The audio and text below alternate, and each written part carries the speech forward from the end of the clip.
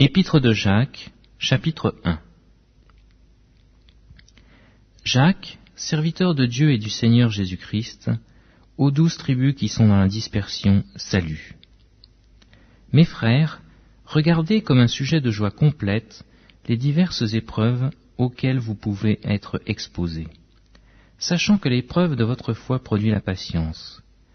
Mais il faut que la patience accomplisse parfaitement son œuvre, afin que vous soyez parfaits et accomplis, sans faillir en rien. Si quelqu'un d'entre vous manque de sagesse, qu'il la demande à Dieu, qui donne à tous simplement et sans reproche, et elle lui sera donnée. Mais qu'il la demande avec foi, sans douter, car celui qui doute est semblable au flot de la mer, agité par le vent et poussé de côté et d'autre. Qu'un tel homme ne s'imagine pas qu'il recevra quelque chose du Seigneur. C'est un homme irrésolu, inconstant dans toutes ses voies. Que le frère de condition humble se glorifie de son élévation. Que le riche, au contraire, se glorifie de son humiliation. Car il passera comme la fleur de l'herbe. Le soleil s'est levé avec sa chaleur ardente, il a desséché l'herbe, sa fleur est tombée, et la beauté de son aspect a disparu. Ainsi le riche se flétrira dans ses entreprises. Heureux l'homme qui supporte patiemment la tentation, car après avoir été éprouvé, il recevra la couronne de vie, que le Seigneur a promise à ceux qui l'aiment. Que personne, lorsqu'il est tenté, ne dise « C'est Dieu qui me tente », car Dieu ne peut être tenté par le mal, et il ne tente lui-même personne. Mais chacun est tenté quand il est attiré et amorcé par sa propre convoitise. Puis la convoitise, lorsqu'elle a conçu, enfante le péché, et le péché étant consommé, produit la mort. Ne vous y trompez pas, mes frères bien-aimés. Toute grâce excellente et tout don parfait descendent d'en haut, du Père des Lumières, chez lequel il n'y a ni changement, ni ombre de variation. Il nous a engendrés selon sa volonté, par la parole de vérité, afin que nous soyons en quelque sorte les prémices de ses créatures.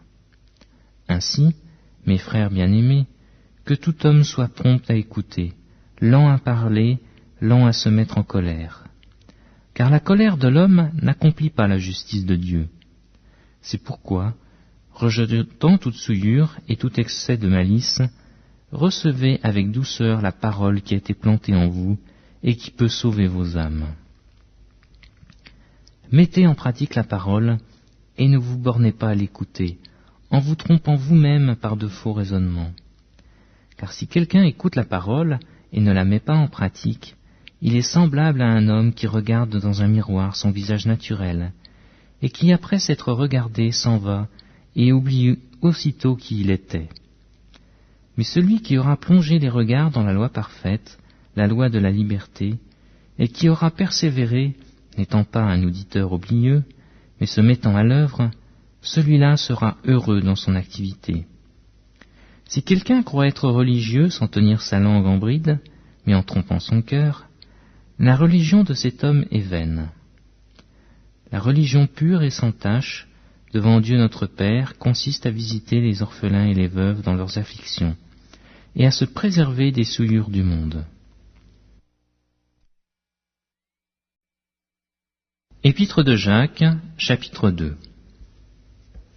Mes frères, que votre foi en notre glorieux Seigneur Jésus-Christ soit exempte de toute acception de personne. Supposez en effet qu'il entre dans votre assemblée un homme avec un anneau d'or et un habit magnifique, et qu'il y entre aussi un pauvre misérablement vêtu. Si tournant vos regards vers celui qui porte l'habit magnifique, vous lui dites « Toi, assieds-toi ici à cette place d'honneur », et si vous dites au pauvre « Toi, tiens-toi là debout », ou bien « Assieds-toi au-dessous de mon marchepied », ne faites-vous pas en vous-même une distinction et ne jugez-vous pas sous l'inspiration de mauvaises pensées ? Écoutez, mes frères bien-aimés, Dieu n'a-t-il pas choisi les pauvres aux yeux du monde pour qu'ils soient riches en la foi et héritiers du royaume qu'il a promis à ceux qui l'aiment ? Et vous, vous avilissez le pauvre ? Ne sont-ce pas les riches qui vous oppriment et qui vous traînent devant les tribunaux? Ne sont-ce pas eux qui vous outragent le bon nom que vous portez? Si vous accomplissez la loi royale, selon l'Écriture, tu aimeras ton prochain comme toi-même, vous faites bien. Mais si vous faites exception de personne, vous commettez un péché. Vous êtes condamnés par la loi comme des transgresseurs. Car quiconque observe toute la loi, mais pêche contre un seul commandement, devient coupable de tous. En effet, celui qui a dit « Tu ne commettras point d'adultère » a dit aussi « Tu ne tueras point ».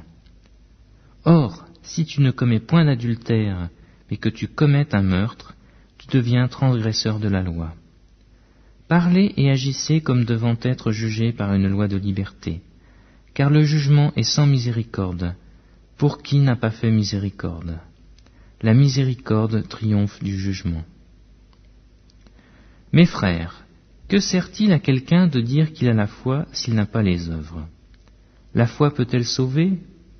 Si un frère ou une sœur sont nus et manquent de la nourriture de chaque jour, et que l'un d'entre eux vous leur dise « Allez en paix, chauffez-vous et vous rassasiez », et que vous ne leur donniez pas ce qui est nécessaire au corps, à quoi cela sert-il?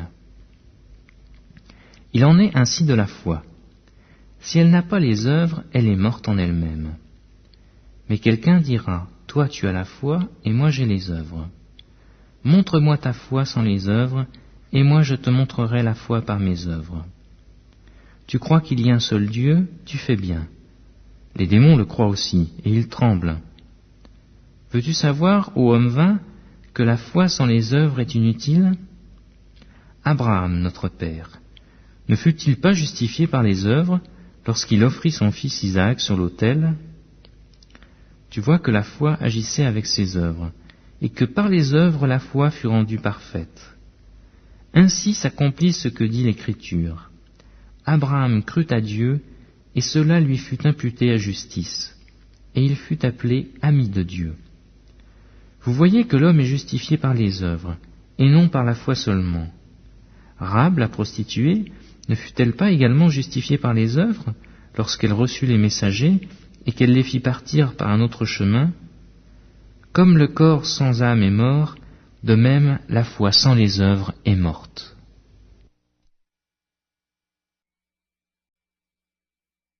Épître de Jacques, chapitre 3. Mes frères, qu'il n'y ait pas parmi vous un grand nombre de personnes qui se mettent à enseigner, car vous savez que nous serons jugés plus sévèrement.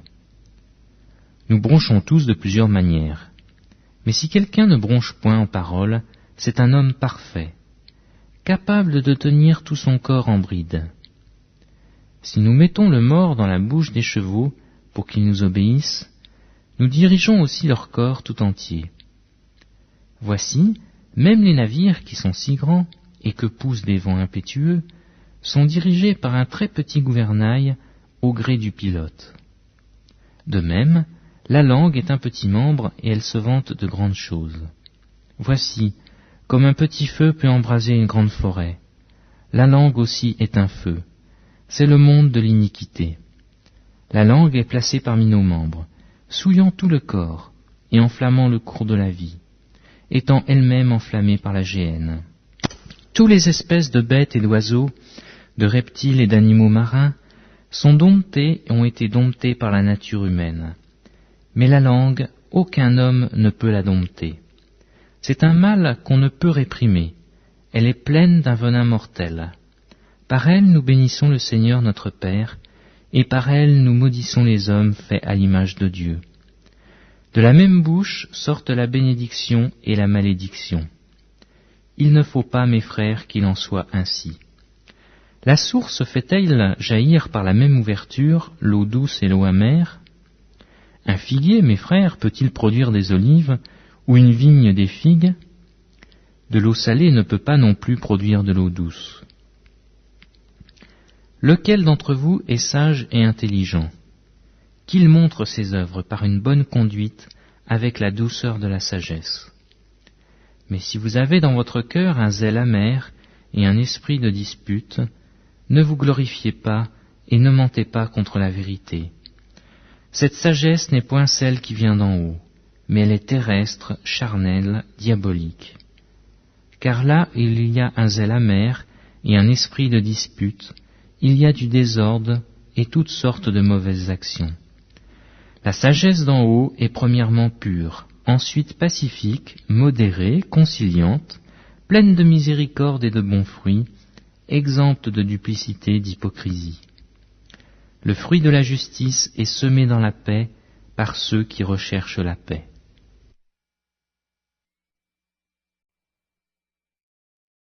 Épître de Jacques, chapitre 4. D'où viennent les luttes et d'où viennent les querelles parmi vous? N'est-ce pas de vos passions qui combattent dans vos membres? Vous convoitez et vous ne possédez pas. Vous êtes meurtriers et envieux, et vous ne pouvez pas obtenir. Vous avez des querelles et des luttes, et vous ne possédez pas parce que vous ne m'en demandez pas. Vous demandez et vous ne recevez pas parce que vous demandez mal, dans le but de satisfaire vos passions. Adultères que vous êtes, ne savez-vous pas que l'amour du monde est inimitié contre Dieu? Celui donc qui veut être ami du monde se rend ennemi de Dieu. Croyez-vous que l'Écriture parle en vain? L'Esprit qui habite en nous a des désirs qui tentent à l'envie. Il accorde au contraire une grâce plus excellente. C'est pourquoi l'Écriture dit « Dieu résiste aux orgueilleux, mais il fait grâce aux humbles. » Soumettez-vous donc à Dieu, résistez au diable, et il fuira loin de vous. Approchez-vous de Dieu, et il s'approchera de vous. Nettoyez vos mains, pécheurs. Purifiez vos cœurs, hommes irrésolus. Sentez votre misère. Soyez dans le deuil et dans les larmes. Que votre rire se change en deuil et votre joie en tristesse. Humiliez-vous devant le Seigneur, et il vous élèvera. Ne parlez point les uns des autres en mal, frères.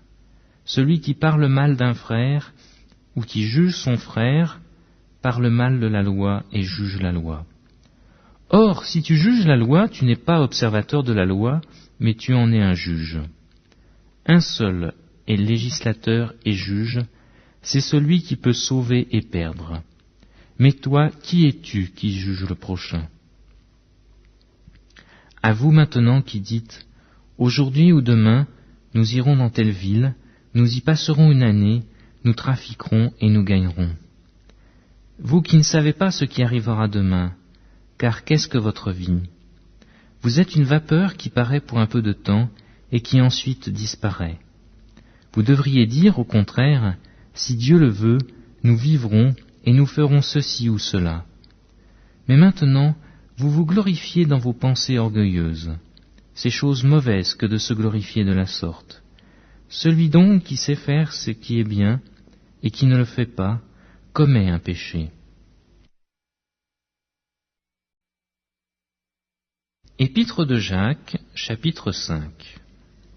À vous maintenant, riches, pleurez et gémissez, à cause des malheurs qui viendront sur vous. Vos richesses sont pourries, et vos vêtements sont rongés par les teignes. Votre or et votre argent sont rouillés, et leur rouille s'élèvera en témoignage contre vous, et dévorera vos chairs comme un feu. Vous avez amassé des trésors dans les derniers jours. Voici, le salaire des ouvriers qui ont moissonné vos champs, et dont vous les avez frustrés, crie. Et les cris des moissonneurs sont parvenus jusqu'aux oreilles du Seigneur des armées. Vous avez vécu sur la terre dans les voluptés et dans les délices. Vous avez rassasié vos cœurs au jour du carnage. Vous avez condamné, vous avez tué le juste qui ne nous a pas résisté. Soyez donc patients, frères, jusqu'à l'avènement du Seigneur. Voici, le laboureur attend le précieux fruit de la terre, prenant patience à son égard, jusqu'à ce qu'il ait reçu les pluies de la première et de l'arrière-saison. Vous aussi, soyez patients, affermissez vos cœurs, car l'avènement du Seigneur est proche. Ne vous plaignez pas les uns des autres, frères, afin que vous ne soyez pas jugés. Voici, le juge est à la porte. Prenez, mes frères, pour modèle de souffrance et de patience, les prophètes qui ont parlé au nom du Seigneur. Voici, Nous disons bienheureux ceux qui ont souffert patiemment. Vous avez entendu parler de la patience de Job, et vous avez vu la fin que le Seigneur lui accorda, car le Seigneur est plein de miséricorde et de compassion. Avant toute chose, mes frères, ne jurez ni par le ciel, ni par la terre, ni par aucun autre serment, mais que votre oui soit oui, et que votre non soit non, afin que vous ne tombiez pas sous le jugement. Quelqu'un parmi vous est-il dans la souffrance? Qu'il prie. Quelqu'un est-il dans la joie? Qu'il chante des cantiques. Quelqu'un parmi vous est-il malade? Qu'il appelle les anciens de l'Église, et que les anciens prient pour lui, en loignant d'huile au nom du Seigneur. La prière de la foi sauvera le malade, et le Seigneur le relèvera. Et s'il a commis des péchés, il lui sera pardonné. Confessez donc vos péchés les uns aux autres, et priez les uns pour les autres, afin que vous soyez guéris. La prière fervente du juste a une grande efficace. Élie était un homme de la même nature que nous. Il pria avec instance pour qu'il ne plût point, et il ne tomba point de pluie sur la terre pendant 3 ans et 6 mois. Puis il pria de nouveau, et le ciel donna de la pluie, et la terre produisit son fruit. Mes frères, si quelqu'un parmi vous s'est égaré loin de la vérité, et qu'un autre l'y ramène, qu'il sache que celui qui ramènera un pécheur de la voie où il s'était égaré, sauvera une âme de la mort, et couvrira une multitude de péchés.